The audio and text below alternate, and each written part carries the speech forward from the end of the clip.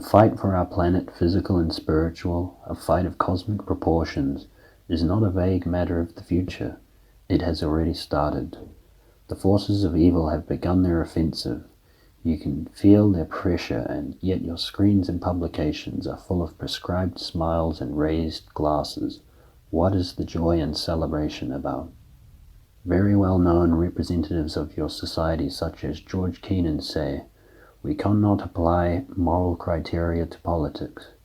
Thus we mix good and evil, right and wrong, and make space for the absolute triumph of absolute evil in the world. On the contrary, only moral criteria can help the West against communism's well-planned world strategy. There are no other criteria. Practical or occasional considerations of any kind will inevitably be swept away by strategy. After a certain level of the problem has been reached, legalistic thinking induces paralysis.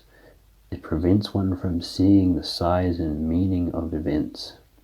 In spite of the abundance of information, or maybe because of it, the West has difficulties in understanding reality such as it is.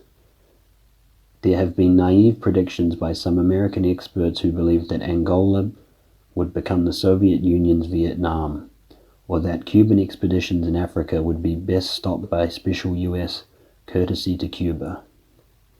Kennan's advice to his own country, to begin unilateral disarmament, belongs to the same category.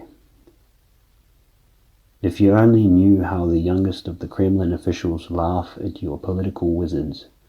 As to Fidel Castro, he frankly scorns the United States, sending his troops to distant adventures from his country right next to yours.